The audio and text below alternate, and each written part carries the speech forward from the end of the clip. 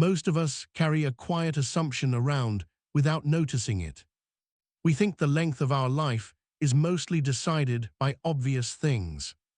Genes, food, accidents, maybe luck. It feels reasonable, almost mechanical. You're born with a certain body, you treat it well or poorly, and the clock runs for some number of years. At first, this sounds obvious. A body is like a machine, right? Machines wear out, parts degrade, eventually something breaks. End of story. But then, something feels slightly off. Because if you sit very still in a quiet room at night, really still, and you look at your hand resting on your knee, it doesn't look like it's wearing out. It doesn't look like a machine grinding down. It just sits there, calm, warm, alive. Nothing dramatic seems to be happening. And yet, something is. Right now, as you listen to this, inside that quiet hand, inside your chest, inside every cell there is motion. Not the obvious kind, not muscles flexing. Much smaller. Atoms vibrating, molecules colliding, tiny rearrangements, chemical reactions firing and stopping. A storm so small you'll never feel it.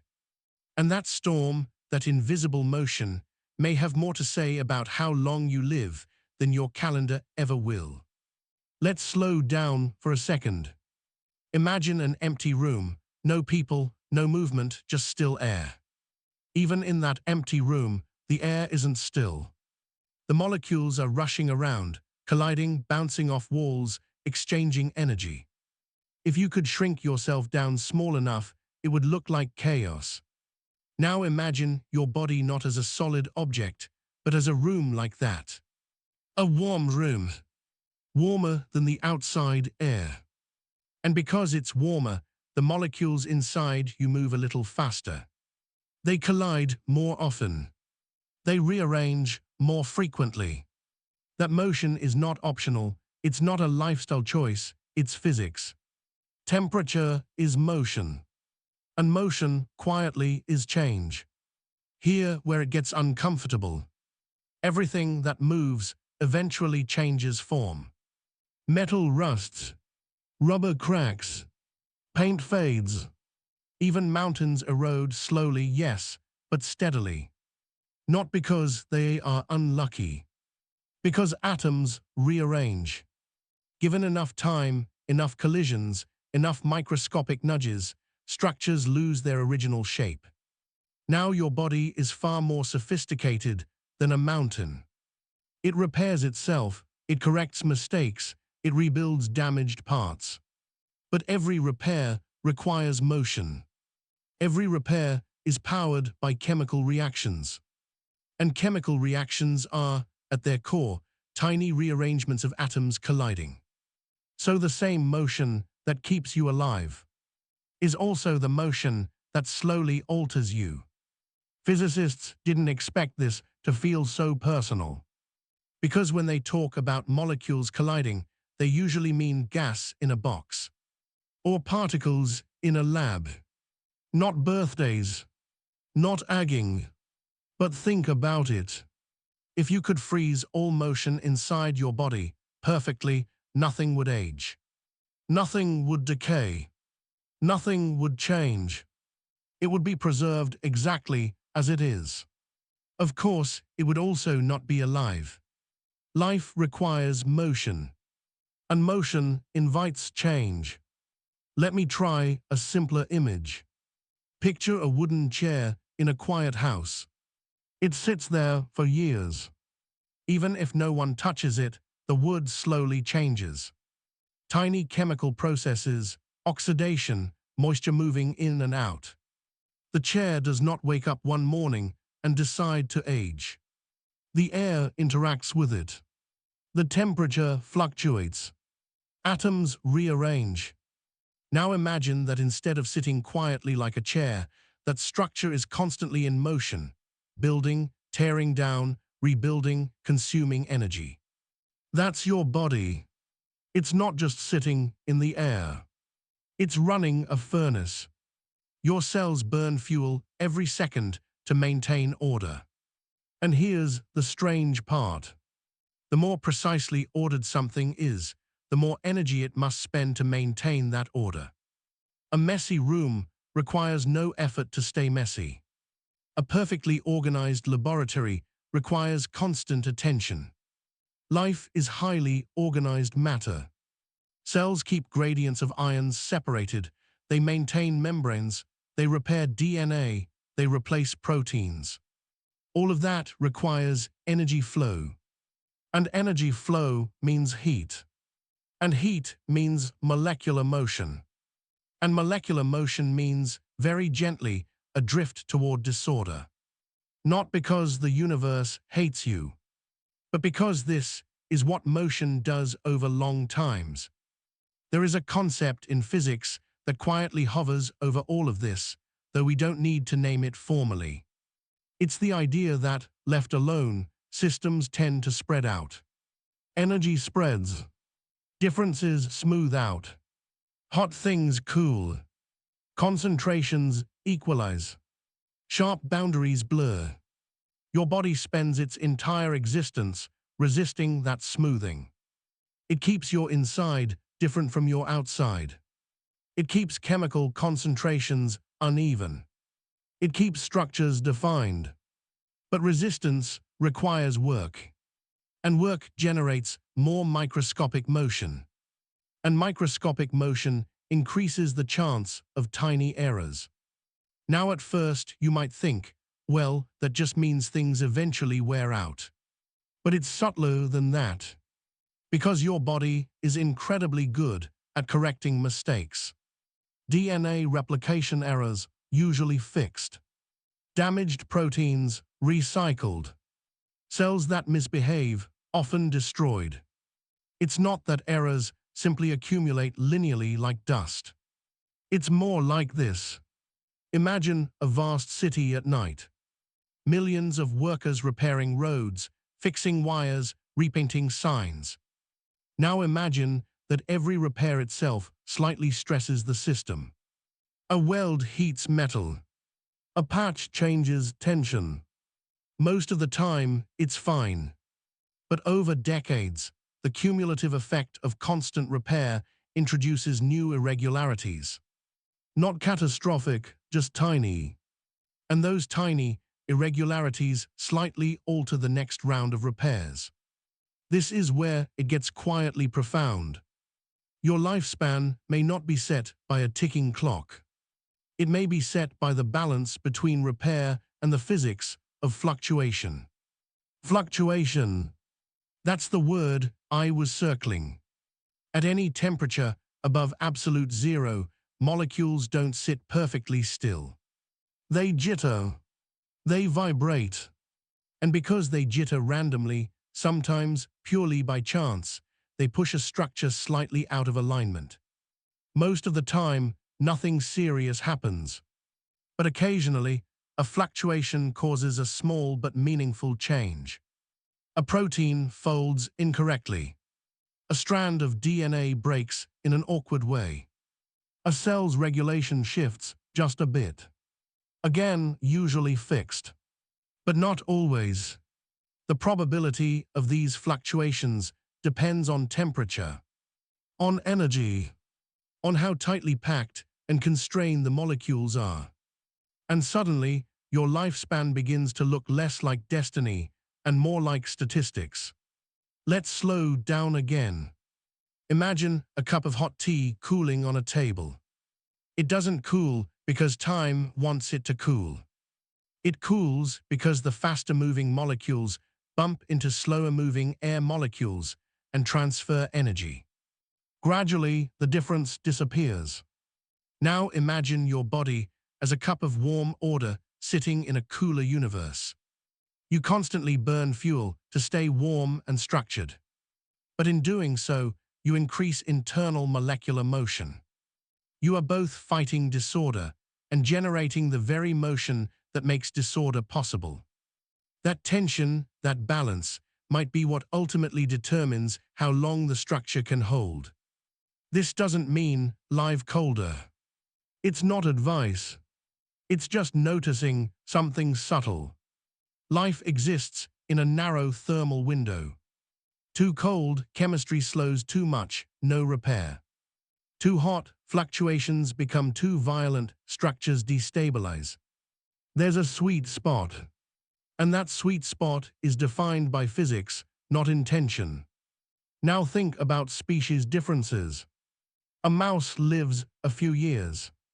A human lives decades. A tortoise can live over a century. Why? At first, you might say metabolism. And that's part of it. Smaller animals often have faster metabolic rates, faster internal motion, more chemical turnover per unit time, more collisions, more opportunities for fluctuation-driven errors. But then, birds complicate that story. Some birds have very high metabolic rates, yet live surprisingly long. So it's not simply faster equals shorter. There are deeper layers. Repair efficiency, molecular stability, membrane composition, the microscopic architecture of cells. It becomes a balancing act between how much order is maintained and how violently the underlying molecules jitter. It's almost like lifespan is the amount of time a complex pattern can surf on top of molecular chaos without dissolving. Picture a sandcastle at the edge of the ocean. If the waves are gentle, it stands longer. If the sand grains are packed tightly, it stands longer. If someone constantly repairs it, it stands longer. But the ocean never stops moving. And each wave, however small, slightly rearranges grains. Your body is not a sandcastle, of course. It is self-repairing, adaptive, dynamic, but it is still built from atoms obeying the same rules as sand. And those atoms do not care about meaning. They care about energy distributions, collisions, probabilities. At first, this feels almost cold, uncomfortable. Are we just temporary statistical structures? But then something softer appears. Because the same physics that limits lifespan is what allows experience at all. Without molecular motion, no nerve signals, no thought, no warmth, no heartbeat. Stillness is preservation, but also silence. Motion is life and risk. So perhaps lifespan is not a countdown. Perhaps it is the duration for which organized motion can be sustained against the universal drift towards spreading out. Not determined by fate, not decided by a single gene, but emerging from trillions upon trillions of microscopic negotiations. Each collision, a tiny vote. Each repair, a tiny correction. Each fluctuation, a possibility. And as you sit here, breathing quietly, heart moving gently in your chest, inside you, right now, that negotiation continues.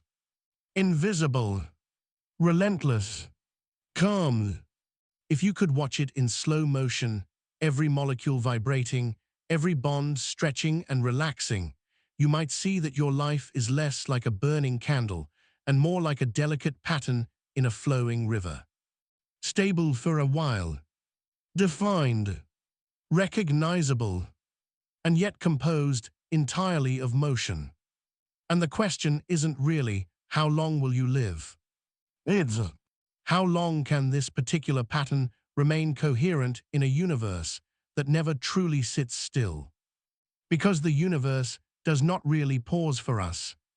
It doesn't slow down when we fall asleep. It doesn't speed up when we are afraid.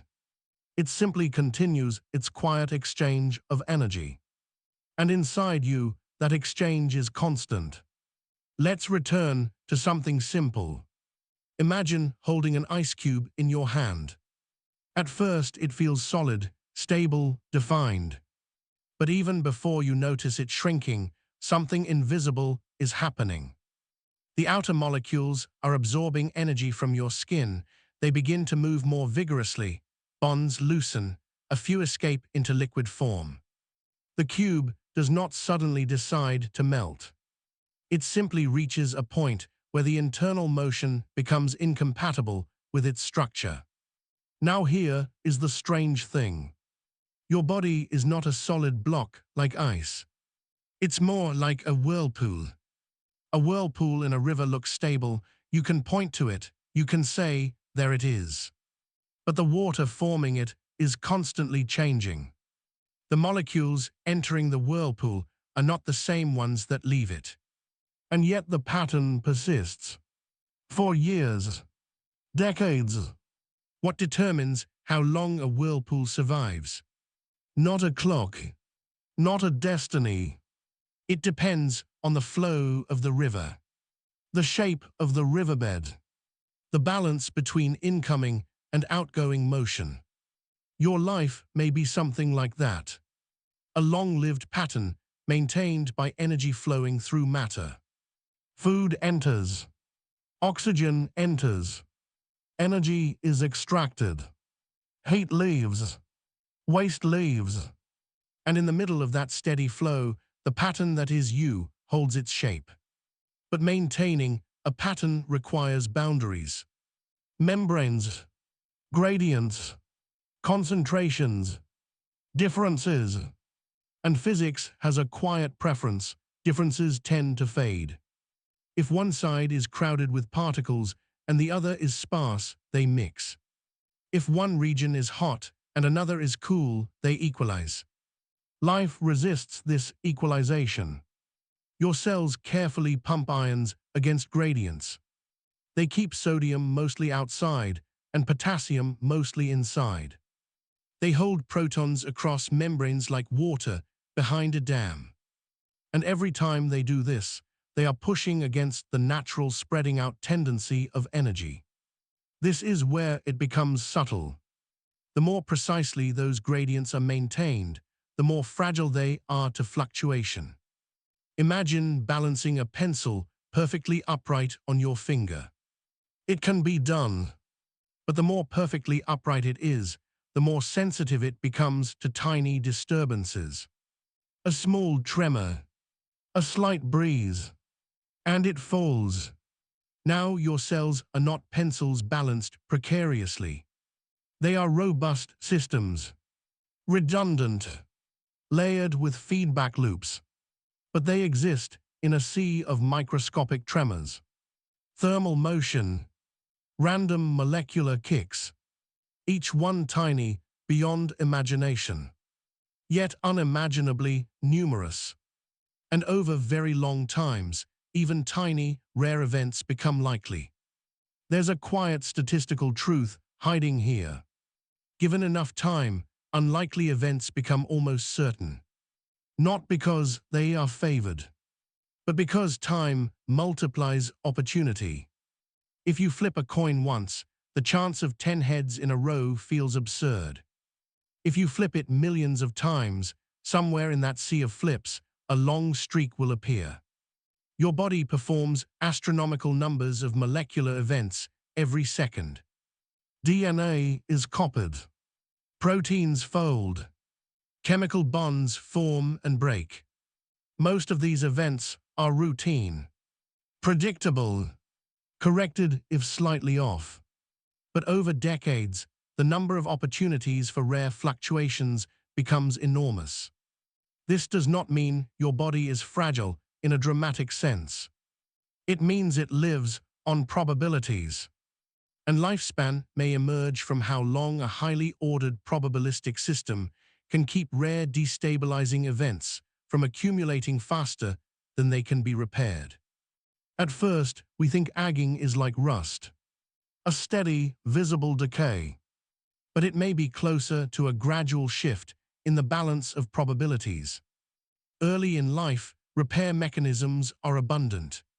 Fluctuations occur, but corrections are swift. The pattern remains crisp. Over time, the repair machinery itself is subject to fluctuation. Its components jitter. Its instructions are copied with slight imperfections. The city of nighttime workers becomes just a little less efficient. Not dramatically, just subtly. A road patch takes slightly longer. A wire replacement is not quite as precise. Most days, nothing noticeable changes. But the margin narrows. The balance between order and drift becomes tighter. This is where it gets almost poetic, though it's just physics. Life exists far from equilibrium. That's the phrase physicists use. But we don't need the phrase. We can picture it. Imagine a bathtub with the drain open. Water would quickly settle to stillness at the bottom. That is equilibrium. Now imagine the faucet running steadily. Water level remains constant, even though water is constantly flowing in and out. That is what your body is like. A maintained imbalance. A sustained difference. And the continuation of that state depends on the steady throughput of energy and matter. As long as the faucet flows and the drain works properly, the level holds. If the faucet weakens or the drain clogs, the balance shifts. But beneath that visible flow, at the molecular level, everything is vibrating. Even the faucet molecules. Even the tub. Nothing is perfectly rigid. Nothing is perfectly permanent.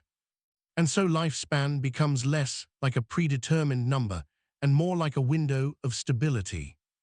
A region of parameter space, temperature, repair rate, molecular stability, environmental stress, within which the pattern can hold. Small shifts matter. Slightly higher temperature increases molecular motion.